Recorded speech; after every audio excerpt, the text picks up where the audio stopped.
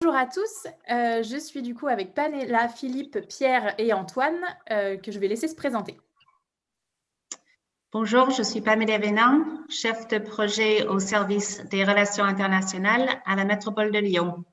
Bonjour, je suis Philippe Fortin. Je travaille au laboratoire d'innovation urbaine de Montréal à titre de conseiller innovation et données ouvertes. Bonjour à tous, Pierre Soulard, je suis en charge du service mobilité urbaine à la métropole de Lyon.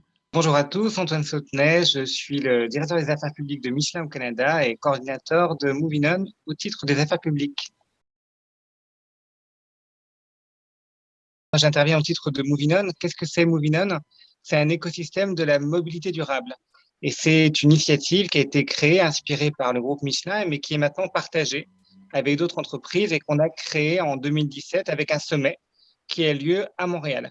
Et c'est au travers de ce sommet que l'on a fait la découverte, entre guillemets, de la coopération décentralisée, de cette très forte relation très étroite entre la ville de Montréal et la ville de Lyon. On avait commencé à travailler avec Lyon sur d'autres sujets, notamment la question du véhicule autonome, et également avec Montréal et la ville de Boston. Et on s'est rendu compte qu'il y avait une convergence très claire sur la nécessité de travailler sur la question des données de mobilité de manière commune dans l'optique d'un manifeste pour comprendre le terrain de jeu, comment les villes pouvaient orchestrer la question des données de mobilité avec des besoins de mobilité qui sont en constante évolution. Et donc, c'est dans ce cadre-là qu'on a commencé à travailler ensemble en avril 2020. Je t'en prie, Pamela. Merci Antoine. L'objectif est certes d'avoir des données fiables et récupérées d'une manière éthique, mais surtout les données afin de mieux piloter la ville pour la transition écologique qui est chère pour toutes nos trois villes. La ville de Montréal, avec qui la métropole de Lyon est en jumelage depuis 41 ans, et la ville de Boston, avec qui nous sommes en partenariat depuis 2016. C'est une formidable opportunité de partager nos savoirs afin d'améliorer tous la performance vers un carbone neutre. Comme l'ont dit Pamela et Antoine, on s'est rendu compte en effet avec les deux villes, donc de Lyon et Montréal, associées à Boston, d'un intérêt commun sur cette question de la gouvernance de la donnée autour des mobilités, dans l'objectif de soutenir les politiques publiques en matière de déplacement et de mobilité. Dans ce cadre-là, on s'est inscrit dans une démarche partenariale sur un temps assez long pour pouvoir avoir le temps de travailler tous ces sujets, autour notamment avec un objectif de rédiger un manifeste autour de la donnée mobilité qui va se décomposer en 3 chapitres. Et chaque événement a été l'occasion de travailler sur un chapitre en particulier. Au mois de juin de 2020, on a pu, à travers le sommet virtuel Movinum, travailler en atelier collaboratif associant des partenaires privés, des entreprises, associant aussi les collectivités et les villes concernées, travailler sur le premier chapitre qui traite de la gouvernance de la donnée de mobilité avec 3 engagements, ou en tout cas 3 enseignements essentiels sur cette question-là. Un premier autour de l'engagement, pour pouvoir placer l'utilisateur au centre des décisions, pour mettre en œuvre aussi un règlement et inciter les entreprises à partager leurs données. Un deuxième enseignement sur la confiance, avec notamment l'amélioration de l'accès aux données pour accroître la connaissance et favoriser les nouveaux partenariats mutuellement avantageux.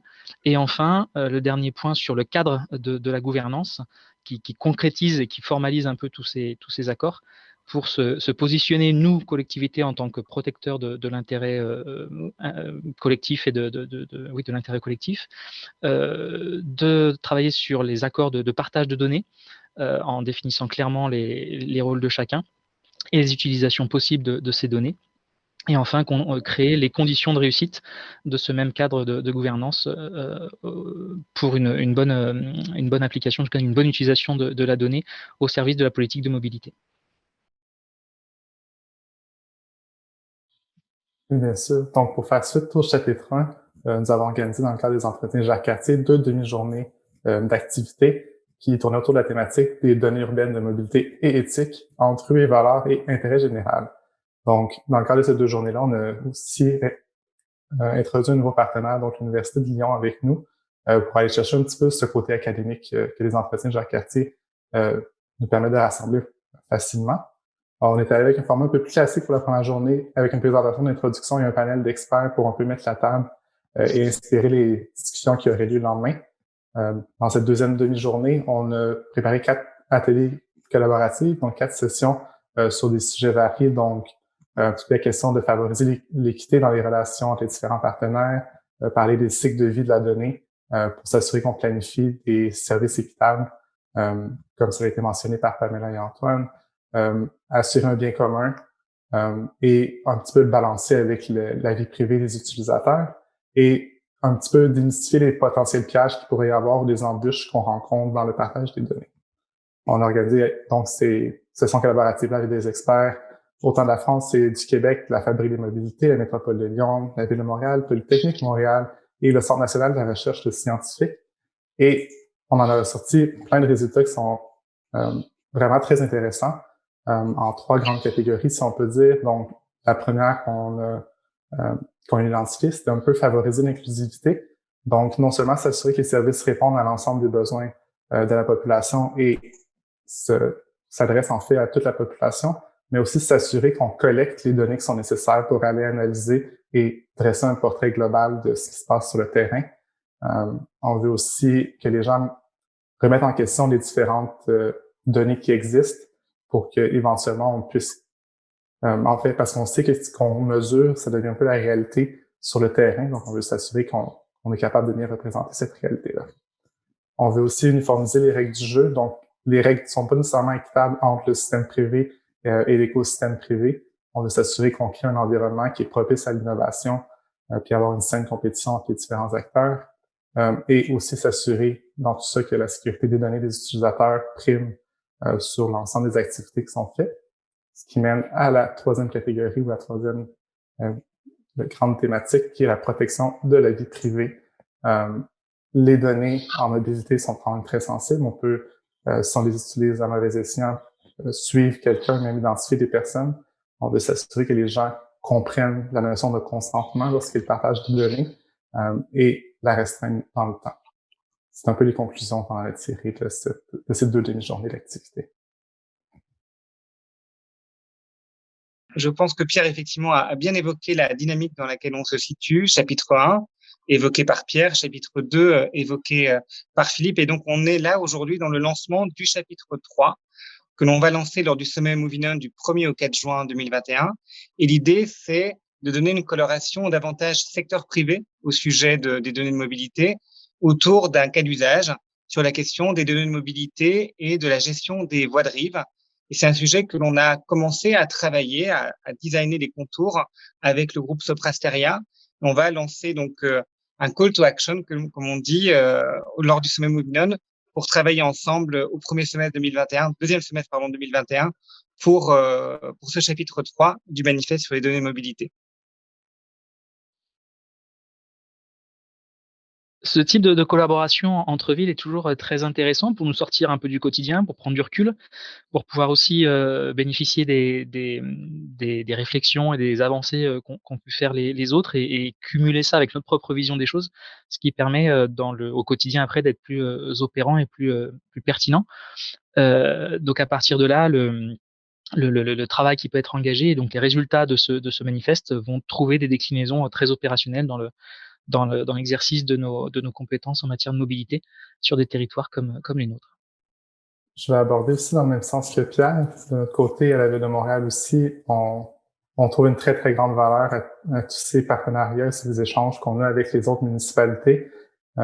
Les écosystèmes et les communautés qui sont mises de l'avant aussi par les entretiens Jacques-Cartier et par Moving On sont d'une extrême richesse pour nous. Ça permet de facilement rejoindre des experts dans plusieurs domaines et de venir alimenter les différentes réflexions, les discussions qu'on a au sein de la ville. Déjà, les discussions qui ont eu lieu dans le cadre des entretiens Jacques-Cartier et pour le premier chapitre sont déjà mis en application et dans des projets pilotes à la Ville de Montréal qu'on va pouvoir discuter dans les prochains mois probablement. Mais c'est vraiment une extrême richesse, donc c'est ce qu'on en retient jusqu'à maintenant. Nos 3 villes sont engagées à créer des villes plus vivables, plus fortes et plus durables pour nos habitants. Et on note que l'évolution du monde de transport et de la mobilité vers une réalité axée sur les données a fait apparaître de nouvelles possibilités d'engagement avec cette communauté, ainsi que la collaboration avec des partenaires innovants du secteur privé et académique. Je remercie sincèrement les entretiens Jacques Cartier, mais aussi Moving On et le monde académique privé et surtout nos chers partenaires de la ville de Montréal et de Boston d'avoir participé à cette aventure avec nous pour cette transition écologique si nécessaire.